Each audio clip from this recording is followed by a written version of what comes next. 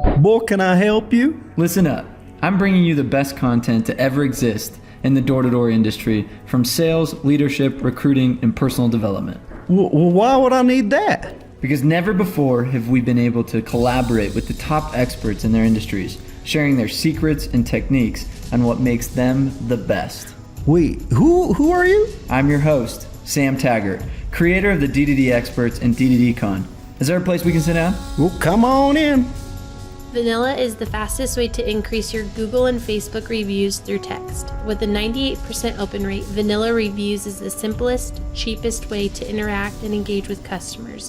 Visit us at vanillagood.com for more information. Hey everybody, this is Sam Taggart with the DDD Podcast, and I'm here with Jeff Baird. He's a speaker, trainer of body language. He comes from the IT and data background, but he also speaks around the country on a specific niche of this nonverbal communication. So this is exciting to have you on the show. And you spoke at the first Door-to-Door Con. You're one of the crowd favorites on this tactical actual skill set of how do we master what's not said but what's shown, what's the energy given off, what's the trust built. So diving into this, if you're watching or listening, we're going to be talking about the nonverbals, building trust, that you could have all the data. What's so crazy is you're coming from the data off camera, just coming from the data analytics. It's like you could have all the facts and proof in the world that this makes sense, and they still don't buy. Yep. So we're going to go through how do we overcome that? How do we bridge that trust gap? So if you're watching or listening, that's the podcast. So welcome to the show. Thanks for having me. So tell us a little bit about your background. I mean, like, you're obviously not the door-to-door sales guy. Yep. You're not the guy pounding the pavement, but you obviously are super pertinent in our niche. Mm-hmm. Kind of tell us a little bit about you, and then kind of how you got into this body language. You bet. Expert. Yeah, I'm definitely not a sales guy. I'm the IT geek. But I've been on a somewhat reluctant path of discovery to realize that even though I've been in data for so long and I tend to be very left-brained and focus on logic, I've started to realize more and more that the data and facts don't persuade. They don't change behavior. They don't change people's minds. And sales guys have understood this for years, the old adage that we buy on emotion and then justify with logic. The data guys and the IT guys are trying to catch up to that. But they are slowly catching up. They're starting even in conferences to talk about how to tell stories with your data and how to invoke emotion so that you can actually change behavior with it. And so I've been on my own journey with that, trying to reconcile that, trying to accept that my beloved data is not enough if I actually want to change minds and influence people.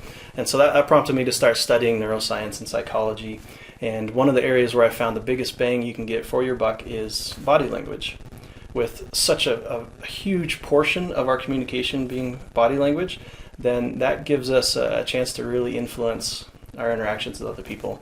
And that's been key for me to be able to start to be successful with influence and changing people's minds. And I think it's something that's overlooked a lot of times. Mm-hmm. It's like, I want to know exactly what to say. What's the script? What do I do to sell this person? And we just talk about the how. It's not like we don't really do much emphasis on the nonverbal and the body language. So I think it's cool that you found that to be like biggest bang for my buck. Mm-hmm. And when 60 to 90% of our communications body language, it's like, why don't we spend time and energy on that? So yeah, I fall into the same trap myself. If I'm doing a speech or a presentation, I'll start to slip back into just the content, and I have to remind myself that that's just part of the equation. I need to make sure that I focus on how I'm presenting as well.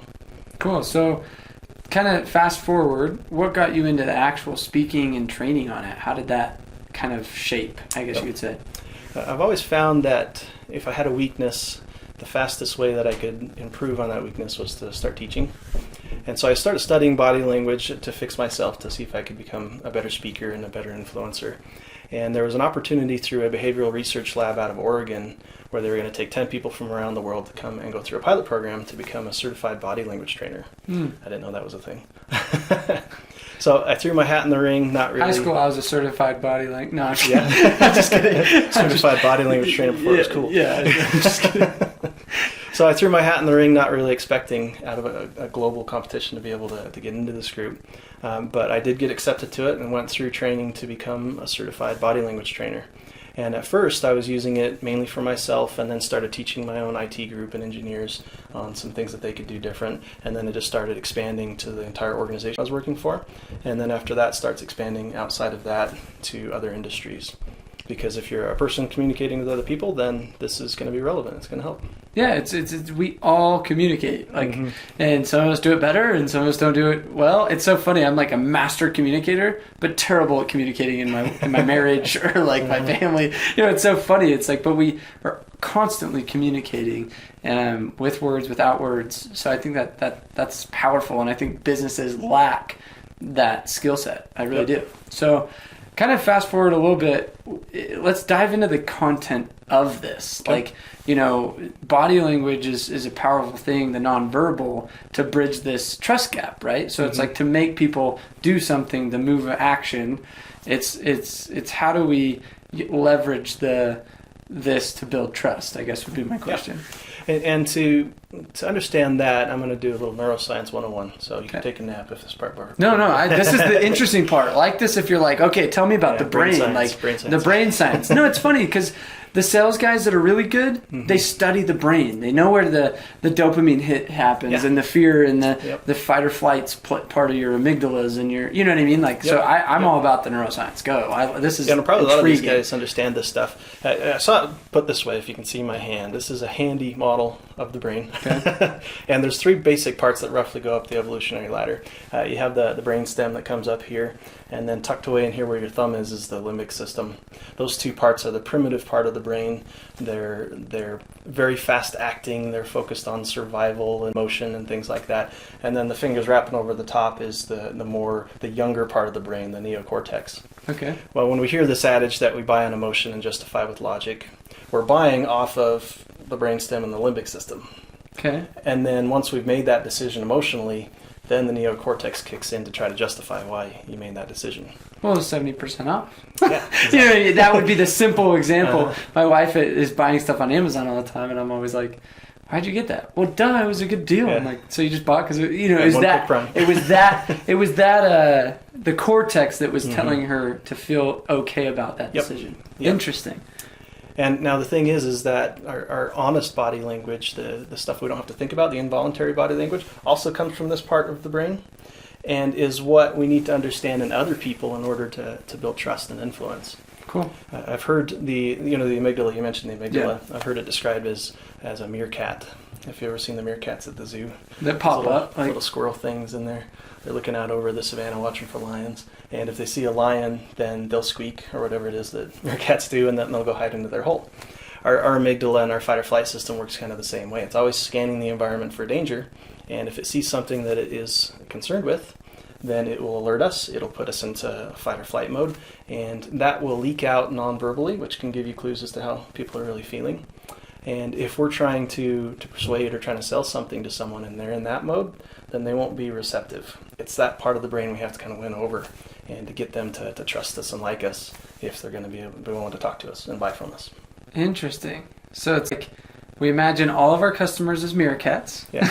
And we have our meerkat and we have their meerkat. Yeah. So, but what's funny is we have our meerkat too. We're in a sales situation and the guy starts to get aggressive in the sense of like, dude, I just am not interested and I don't want to, and all of a sudden our meerkat goes on, right? Yep. And then you got two meerkats fighting. Yes. Okay. This is good. I like the thread. I see it with my kids too. I like where we're going with this. That's all I'm saying. So now let's talk about. Okay, so let's recap real quick. So you have your limbic system. It's like the real buyer's choice. Like that's what decides, but they could cancel if that's not strongly covered by their cortex decision of logic. Yep. What else are we missing in this whole brain neuroscience?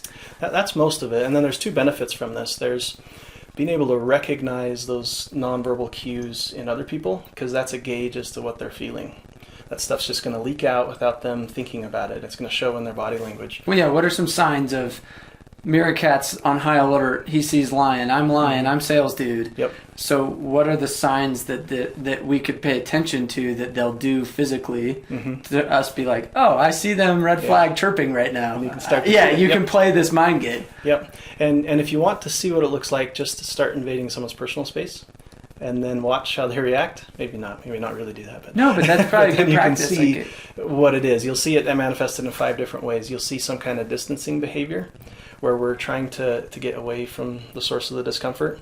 That can be really obvious, like they're shutting the door, they're walking away from you, something like that. Yeah. It could be more subtle, like a turn of the head or a turn of the torso, or just their feet. If their feet are pointed a different direction than facing towards you, that can be that could be subtle distancing behavior showing that they aren't really interested or engaged.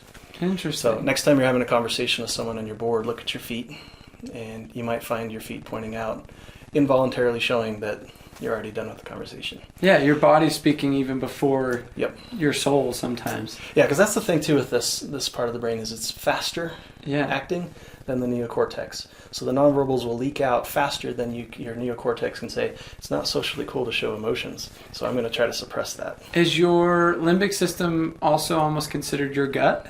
Yeah. Okay. Yeah, this could be the gut, and this could be the thinking brain. So when somebody's like, I have a gut feeling that Mhm. this is a terrible idea, you're like, well, logically it makes sense. Yep. Cortex is like speaking to them, but they're like, but something in my gut. Yeah. That's the Yeah. limbic system still playing. Yep. Okay. And people will sometimes, we're getting off on a little bit of a tangent No, here, sorry, but some people will just have a feeling about somebody. I just don't like this person, or they just seem condescending, or this person seems really charismatic. That's probably the nonverbals that are helping them feel that way. They just don't realize it or can't articulate what it is. Yeah. But Okay, it's probably so from body language. distancing, let's get back on that, Yep, so that train. distancing. So distancing. And then the second one is blocking. If we're uncomfortable, we'll try to protect vulnerable areas. We'll try to put obstacles between us and the other person. So that could be with any object. It could be a purse. It could be the door. That's probably the one you see the most at door-to-door sales. Door is a block, yes. They're going to hide behind their door because it makes them feel safe. Yeah. The meerkat's like, all right, the man-eating tiger out there trying to sell me stuff. Can't You get through me. this door, yes. Yep. Or it could just be the fold of the arms. Okay. You know, this is the most controversial of all body language gestures. You know, whether or not arm folding is good or bad. Yeah, because sometimes it could be Depends. good, right? Yeah, it depends on context and things like that. But it is a natural response if we're uncomfortable to cover our torso with our arms to make us feel safe. Interesting. So distancing, blocking. The third one would be self-soothing. So think about somebody that's nervous in a job interview or public speaking. What do you see them do sometimes? Oh, like, yeah. that Start kind of fidgeting, touching their face. That's meant to soothe you or to comfort bouncing you. their leg. Yeah, exactly. Fidgeting with your leg, things like that. That's to get nervous energy out or to try to calm you down. And so that's a third way that we show that we're uncomfortable. And then the next way is the 4 and 5 are kind of a combination of the two that shows in your face. You have micro expressions as well as other things that show on the face. And we could spend 2 hours just on Their decoding face. the face. But you'll see it in one of those ways if somebody is uncomfortable. So what are some facial cues to look for? Like, is it like a squinty eye, or is it like a head nod kind of thing? Like, what are some like uncomfortable facial things Right. that we could like look for? And some of them you already mentioned. The things that negative expressions could be narrowed eyes. It could be disgust. Oh yeah, Showing like in a the nose, like watch the crinkles in the nose. crinkle nose, yeah. Showing their teeth. It could be furrowed brow, which you have to be a little careful because it could be concentration. But if you see it accompanied with narrowed eyes or pursed lips, then maybe they're getting angry. Okay. If you see a contempt, asymmetrical smile. Oh yeah, that's Like a kind of smirk. like a. Mm-hmm. I think it's yeah. Yep, that usually means either contempt, they're feeling contempt towards you, or a sense of superiority, like a smirk. Like Yeah, who's this guy? Like, I got this. Yeah. He's mine. I own him. Mm-hmm. And these expressions can be macro expressions. They can be held for a long time, and that's when it's easy. Micro expressions are a subset of that are fractions of a second and are involuntary. So those ones you have to watch really carefully for. And so if you're talking Because to somebody, they're trying to hold it back. They're staying composed. Yep. Yet you're like, saw you crack. Yeah, So and this so would if be you're- like the master poker player. Exactly. readers, like, the poker players try to learn to suppress that and to watch it in other people. interesting. So if you throw out the price, somebody asks you how much is this product, you give them the price, and you see one of those. Oh, that was a quick micro. That's how short Like, it is. Just a quick flash means they're disgusted. It's like you opened up the milk and just smelled it, and you're like, Yeah, but then you wanted to bring back because you're not like, I'm gonna like sit there and be like, that price stinks. But it's just this like, Yep. that I just did it like Yep. naturally. Wow, guys, practice this. This is interesting. So practice like wow. I just noticed myself subconsciously doing that. Mm-hmm. So it's weird that we all subconsciously have the same reaction. Yep, and we'll even mirror it. Interesting. Subconsciously, if we see an expression, we'll have mirror neurons in our brains that will make it feel almost the same, like a hint of the same emotion. And some of the muscle groups will engage just subtly, just a little bit, when we see it in other people. So do we often, as our mirror cat, do we start to mirror their disgust and like it spirals us down? It's almost like we catch on, we're like, oh, they're not happy with this price. So then I start kind of like vibing that, or start feeling personal or defensive. Yeah, it totally could. The good news is we can counter it with more positive cues, which their mirror neurons will pick up. Emotions are catching through these expressions and through our body language. So even if they're showing nonverbal cues, we can send counter friendship cues that can help to balance it and try to build the rapport back up. Interesting. So now let's talk about that, like how to use body language to create trust. You know, because I've done a lot of study on like NLP and things like that, where that's a lot more word, where you know you can leverage body. Well, I guess you can. Like you can do both. Like it's like I can get you to think or look that way, or like head nod. I mean, that's another. You know, it's like getting them to start mirroring you. Anyway, you teach me. I'm like, I'm so novice at this. That's why I'm like, this is interesting. And the verbal and nonverbal do matter. We wouldn't be able to do this podcast on verbals alone. Hey, who wants to hear the nonverbal podcast? Give this a thumbs up, because next podcast is going to be nonverbal. Don't miss it. There was a TED Talk like that where it was literally about nothing. Oh, really? And if you'd watch it on mute, it'd still look like a good TED Talk. But I digress. That's awesome. So things that we can do, you picture a typical situation when you're knocking on a door. Oftentimes you're at a trust deficit. There's a trust gap automatically. right off the bat. We are the scum of the earth, supposedly. And so they're opening the door, maybe a crack. They're distancing, they're blocking, they're making an expression on their face. So how can we start setting them at ease and start building up that trust? And it is a combination of verbal and nonverbal, but what's going to come first? They're going to see you long before you have a chance to pitch something. Yeah, eyes are working quick. Yep. And so if you can nail that first impression, one thing happens as soon as we meet somebody. We're going to immediately put them into one of a few categories. We're going to put them in a friend category. That's a good place to be when you're trying to sell. They're going to put you in an enemy category as a foe or a competitor. Yep. They'll put you in a potential mate. That would be solid. Hey, that maybe help you sell. Heart right now. Give this a like if you have been in the like situation, in the mate situation. You open that door and that like 15-year-old girl comes out and you're just like, nope, I'm not ready to mate. Nope. Yep, yeah. I've had that. You're just like, no, I am definitely married. Dang it. Flirting body language is a different podcast. Yes. Yeah. Who wants to hear the how to use body language to find mate podcast later? Eyebrows. Yeah. Exactly. Okay. So what to mate? I like this. So friend, foe, a potential mate, or completely irrelevant. Okay. I was speaking at a conference last week, and I had one of the people come up to me after, and he was saying, I hope you don't remember me, but a few years back, I interviewed with you, and I just completely bombed it. And I felt bad for him. I was like, we've all bombed interviews. I know what it's like. But I didn't remember him at all. And that's not really where you don't want to be there, or the faux bucket when you're trying to sell people. And they're making these decisions as soon as they see you. They're seeing your static nonverbals. You know, hey, I'm bald, I'm tall, my face is a certain width. All those things are coming into play on whether or not they trust us and see us as competent. But they're also looking at the stuff that we can control. And there was an old FBI agent that found that he could get a lot further in his work just by building up relationships of trust with people. And he actually came up with a formula for it, a formula for friendship. And from his studies, he found that during that first impression, if you can send a cluster of 3 cues, then it'll send a signal to their meerkat that I'm a friend and you can trust me. So who wants to know what these 3 cues are? You got me curious. Okay, I'll start with this one. Okay. I like it. The first of the cluster is just an eyebrow raise. Okay. It's like, I see you. Yeah. Oh, I've done that. It's a nonverbal, it's up. It's a, it's a, I'm here. Okay. I'm not even exactly sure why that is, but it sends a message that I'm a friend. You can try it if you're walking on the halls with somebody. Do an eyebrow you give flash. them a little this. It's like we're on the same team. Yeah. It's like and if you both eye flash at each other, then you're friends. You're friends. Wow. Yep. I tried that with I was at church and there was a 6-month-old baby in front of me and I was bored and she was looking back, so I just did a quick eyebrow flash and she eyebrow flashed back and I made a friend. So at 6 crazy. That is so. It's just in our being. It's in our Yep. like deep in our mind. Yep. And my 10-year-old, one who was 10 at the time, told me a girl came up to him and said, went like this with her eyebrows. And he said, "Dad, is that a body language thing?" Which gets more into the flirting thing. Yes. But that's connected too. So that's the first cluster is the eyebrow flash. The verbal non-what's up.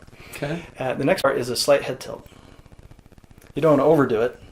Then you look like you're cerebral palsy. Yeah. But just the slight head tilt does a couple different things. You're exposing a vulnerable area of your neck, and so you're showing that I trust you, Interesting. and in return you'll trust me more. You'll see dogs and cats do this too, sometimes tilt their head. It's also a great nonverbal way of showing that you're listening. So eyebrow flash, slight head tilt, Okay. and those are all positive friendship cues. And then the third cue is a smile, Okay. which is easy enough to do. But there's such a thing as a real smile and a fake smile. Do you know how to tell That the seemed difference? like a fake smile. That last one. Yeah. So if I smile like you do for family portraits, Yeah, that's my smile. or if you have frenemies and you're pretending to be happy for their success. Yeah. Now there's a difference between that. Do you know how to tell the difference between that and a real smile? One. So what's this? If I need to like tell a joke or something. Yeah. But a real smile from the emotion centers of the brain will engage muscles around the eyes, and you get these Okay. eye crinkles in it. And our brains our meerkats. Thinking only mouth when we fake Yeah. it. Yeah. Okay. Our inner meerkats can tell the difference. So if somebody sees a picture of someone with a genuine smile on their face, like if they're laughing, they get a mood boost from it. Yeah, it's like, oh, that's a sweet photo. Yep. Versus like, that's awkward. Yeah. If it's a fake one, they don't get the same mood boost. Yeah. And so this is a huge friendship cue. It's one of the only expressions you can see from 300 feet away. So it's a big way of signaling to somebody that you're a friend. Interesting. So how do you? So I knock a door. I'm gonna throw off all three. I'm gonna be like, head nod, head tilt, smile, all in a combo, And try not to make it awkward. Yeah, not this like awkward like. Eyebrow raise. It's like this. It's like. Anyway, so I knock that door. How do I not ingenuinely smile? You know what I mean? I feel like the other two you could probably wing. Yep. But like the smile, like. How do you authentically come off with a real one versus like, hi, Hey. hi, I'm here. You do the best you can. When in doubt, just try to smile high, because even the simulation, seeing the crinkles in the eye, help. Okay, so leverage eyes. Yep. Okay, But if you I'm can get trying it for right now. real, This is like really awkward. or- No, it's funny. I am doing it really right now. Okay, watching myself, it's like, if you're feeling self-conscious, then my work is done. okay, good. If you're doing it with us, congratulations. Yep. So as another slight tangent, there's a whole blog called photofeeler.com where you can upload a picture and people will rate. Oh, they'll say, how are you? look. Trust-wise, like, where are you at? Yeah. Look-wise? Yeah, exactly. And one of the Interesting. things that they found was a good attribute to have in a picture was squinty eyes. And I maybe they don't know why, maybe they do, but it's because the genuine smile, your eyes start to They squint a little they bit should anyway. squint a little bit. It's awkward, like, Yeah. smiling. Do this one, guys. Open your eyes really wide and smile. That's more fight or flight. That's awesome. So yeah, you do those cluster of cues, and then now that we know that if we're uncomfortable, there's distancing, blocking, self-soothing, we can try to leverage that to slowly build trust with them. And I'll use some examples of extremes to illustrate. If they're a little uncomfortable, and you're standing super close to the door, then what's going to happen? They're going to feel even more uncomfortable. They're going to distance and Yeah. block. And Yeah. And so we can step back farther from the door. Maybe not too far. You still got to find a balance. Yeah. But stand back a little bit to give them space so that they feel, the inner meerkat feels more safe. Yep. And you can even angle your torso out just a little bit so you're not facing them Square. directly. Yeah. And maybe not even direct eye contact. Eye contact's another one of those things you have to balance just right. It's great for important to have eye confidence. Yeah. It's great for building rapport. If you overdo it and you're boring into their soul, then it becomes They aggressive. start to want to put the block Yeah. in. Yeah. Because their inner meerkat's like, holy crap, I'm not Yeah, this a little too- confident. little yeah, too like, intense. he's so intense. So some salespeople that implement this, they'll have their notepad or something that they're Yeah. holding angled to the door, Yep. and they'll make eye contact and They'll friend do a cues. quick head nod, eyebrow raise, smile. Yeah. Look back down, break that eye Right. contact. Right. Yes. And then as the trust is starting to build, then they start closing the gap a little bit. They start angling their torso more towards the person. They start increasing the eye Start contact. coming closer. But it's easing them into it.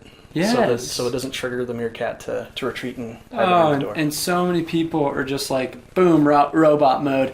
I'm here, like, and it's just like, yeah, like I've watched that, and then I've also watched like the, hi, I'm Sam with, you know what I mean? Exactly. I've seen both like very bads, and it's cool the way that you're framing this, because I've wanted to train on this, but I've been unconsciously competent. Right. You're bringing the consciousness to what I try to train on. So this is really cool. So I would, without doing door to door, you're teaching what we teach, just in a much more sophisticated way. You know what I mean? Like, Well, this us is IT cool. people, it doesn't come naturally. Yeah. We have to learn it. You have to be conscious. able You to have to be articulate learning. it. Yeah, and most of these door-to-door sales guys that are good are naturally Yep. pretty good. They just figured that out by nature. Yep. Where I think some people, it's all about the ability to teach.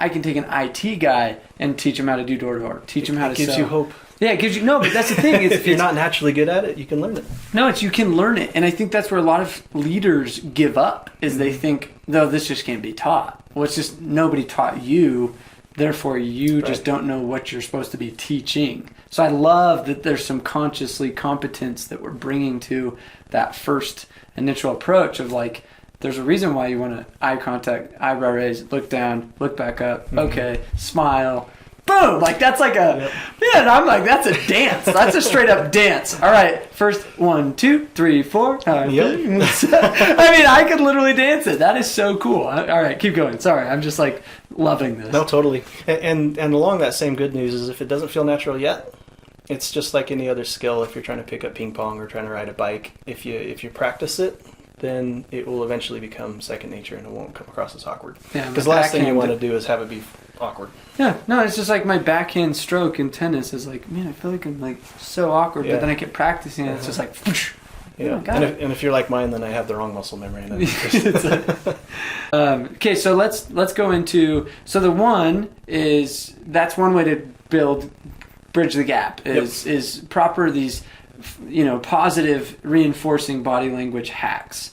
Let's move into what are other ways, nonverbal or just nonverbal ways that we can create trust and create more of a buyer versus a runner. Yeah. Okay. Another one that I really like. There's a TED Talk from Alan Pease that talks about this. He does an experiment with groups of people, and I've done this too in speeches, where he'll ask the group to do the same thing 3 times. And they don't actually do it. He just wants them to see how they feel when they get the request. And he asks them 3 times, and all he does is he just changes the orientation of his hands. So the first time he's asking them to do something. So for example, he'll stand in front of everybody and say, like those that are on this side of the room to come move to this side, and those on this side to come over here. So that was his in the hands.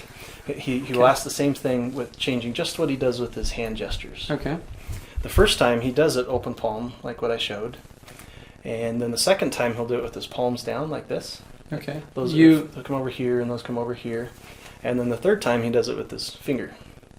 Have those on this side come over here and those in the back to come forward and those in the front to go anywhere they choose. Okay. And even just as I'm describing it, does it feel different? It's different. And if what would you describe this as being if I started? Command, like you're beneath me. Yeah. Like Yeah, you petty condescending. little condescending little Yeah. punks. Like It's condescending. That Yes. means talking down. yes. Hey little guy. Yeah. And that's just with changing hand gestures. But it Interesting. immediately influences how we feel and how compliant we are. That limbic system. Yep.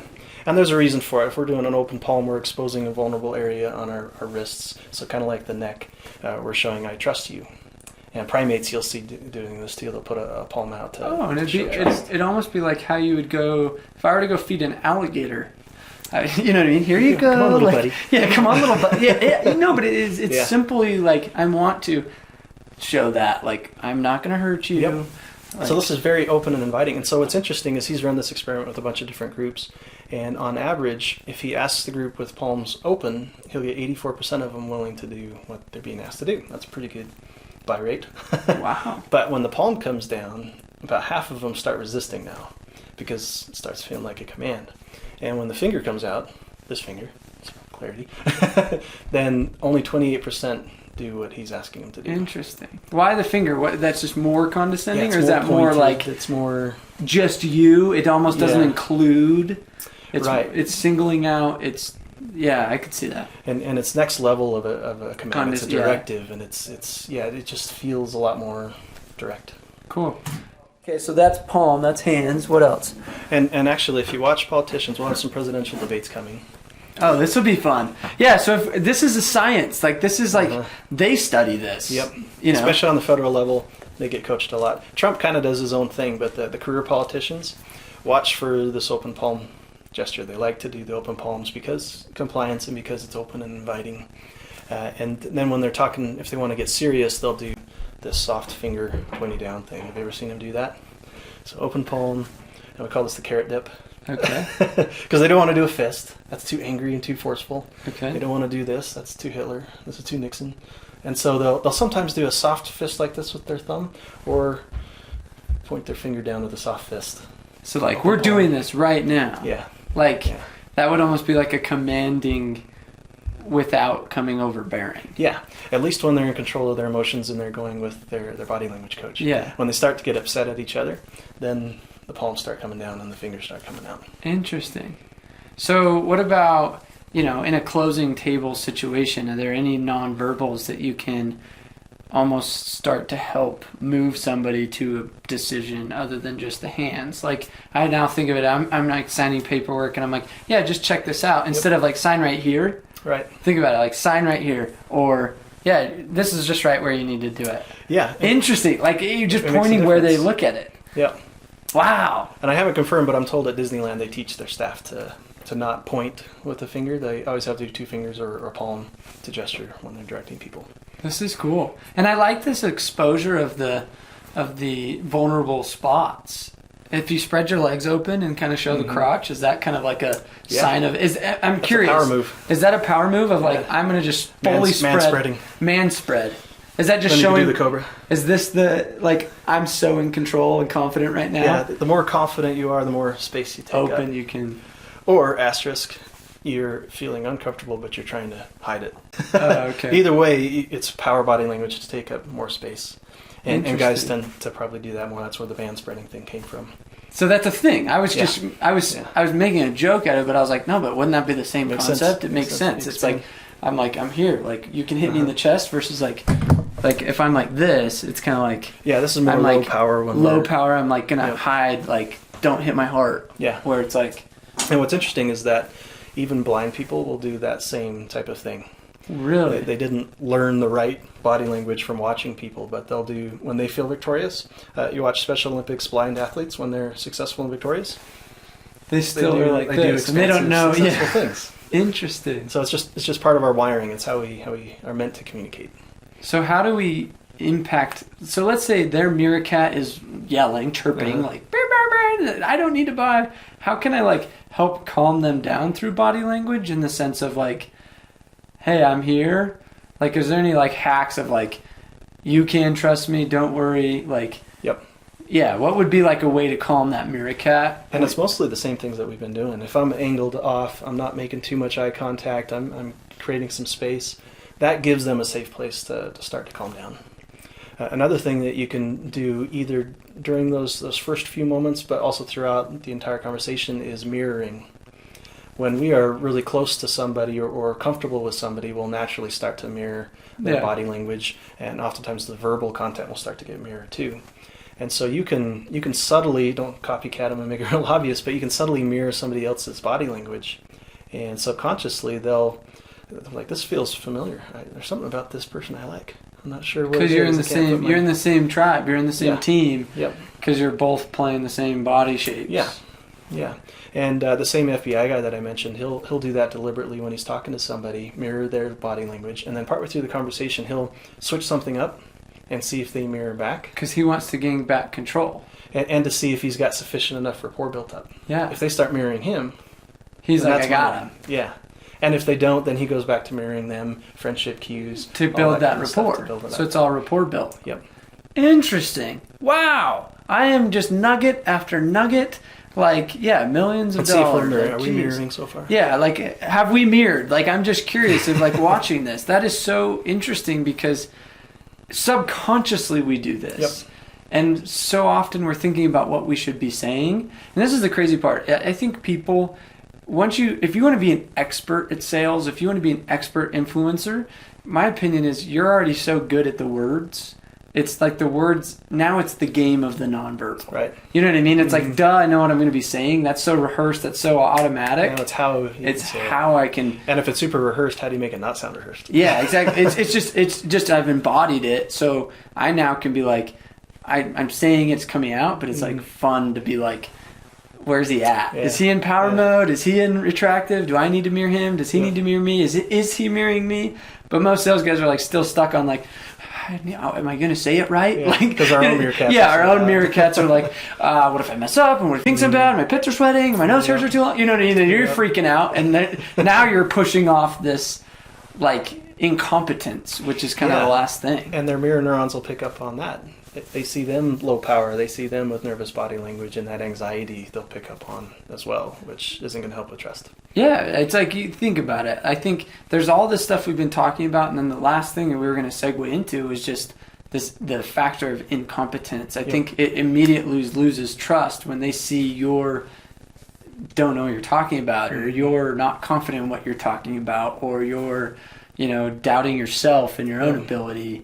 And I think there's an automatic like red flag that goes off, I'm assuming, in the meerkat. Absolutely. Like, this is a meerkat this is a lion in meerkat clothing. Right. It's like, you know what I mean? It's like, anyway, no, I think that's an important piece to this whole trust conversation. Yeah, that gives balance. You want to come across as likable and warm and trustworthy, but show that you know what you're talking about. Otherwise, you end up in the bless their hearts.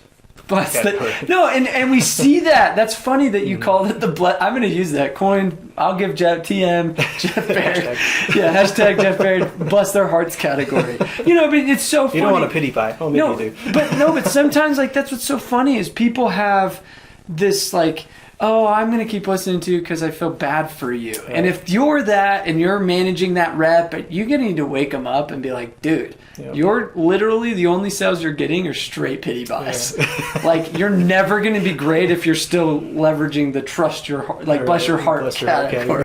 But it's so, I see a lot of them though. And you're just kind of like, this is painful watching this. It is painful. Yep. And then it's like, here's the baller category. So it's like, where are you at on that scale? And I think that's something important to add. So anything else on competence that you're like? And the good news with that, just like likability, is there are some simple things you can change that we do have control over that affects how confident we appear to people. And the one that we've already touched on is if you're nervous, then you tend to shrink. Your shoulders roll forward, your head comes down, and you start doing self-soothing. So if you notice yourself doing that, then fight the urge. Keep your shoulders back, your head high. Keep making eye contact, and even if you're faking it, then they'll at least see the nonverbals. Their meerkat may not pick up on it as quickly, and then you practice that till it becomes natural. Yeah, it's practice it. Make this part of your training meetings. Like, hey, I'm watching your pitch, but you look like a scared meerkat. Like, you know what I mean? It's like, now practice it just like this. Even though you are so scared and it's your first week, just practice, even over-exaggerating. Right. During like, practice. Hi, my name is Sam. Super expansive. Exactly. It's like, I'm here. Yep. Because you don't want to do this at the door, but in secret. But do it in front of the mirror when you're hyping yourself up. Exactly. No, you should. That makes you feel more confident. You should. I think that would be like over-exaggerate your practice to where when you're in the door, you're like, oh, I know how to even be like even more open than I'm being right now. I want to see that version of me. Yep. It's like, you know what I mean? I think that is a point that, I've never been trained on. No, I've never done trainings on. And this is like, man, I'm going to add this to my freaking arsenal of like content. Anybody think this is fire, share this, because this was good. This was like a very tactical A+B formula to say, how do you create trust? Because I say trust is a currency. I coined that. Like, I'm just like, you literally, your ability to create trust and trust people and have them trust you straight as a currency. It prints money. And it's like, you can be a master trust creator. Like, you can do a lot. That's the FBI guy that I mentioned. That's his whole premise. And he was giving tasks like trying to get information from spies shackled to death. Yeah, I've got to gain trust with the mafia, and I'm a wearing an trust FBI suit. That's a trust gap. And so if he can do it, then we can do it to get sales. Yeah. And if I tell you this, I'll get my head blown off when I get into jail. Well, you should still tell me this. It's like, geez, like that is a master. That's awesome. Yeah. What's that guy's name if we wanted to look him up? Jack Schaefer. He has a book called The Like Switch. Somebody asked like, hey, the like switch. Like switch. You'll see lots of overlap. He talks about the friendship cues. He talks about mirroring, because body language is so fundamental to what he was doing to try to get information from spies or to try to get people to turn against their country. Any other good references to resources that we could all start to consume? Yeah. What Everybody's Saying, Joe Navarro. He's another FBI guy. What Everybody's Saying. Yep. Okay. I like those guys because I'm still kind of a data guy at heart. They're very rooted in science. I love it. No, I'm all about lots of fluff out there about body language. These guys talk about the real science behind body language. So I like those two. And then there's one called Captivate from Vanessa Van Edwards. And that one goes beyond body language. It's all people skills. Oh, cool. So no, guys, have you written a book or have like a podcast, or how can we find you? I mean, likeabilities.com right now. Likeabilities.com. Yep. Okay. And then I've got a podcast that I will be launching. It hasn't started yet. Oh, cool. I'll be on it if you want me to. Yeah, we should be fun. Yeah, swap. Okay. Well, if you guys have liked this, give Jeff a big love, a big heart, a good share or something. Give him a review. Go at him on Facebook or something. But appreciate you showing up on the show. Like, this was really cool. Like, this was a first time doing anything very outside of like interviewing door-to-door people. You know, we've interviewed psychologists and stuff like that, but never anything like so. Never an IT geek. Yeah, the IT science of the brain like this. So super cool. Appreciate you guys. Much love. Thank you so much for being on the show. Thanks for having me. Appreciate it.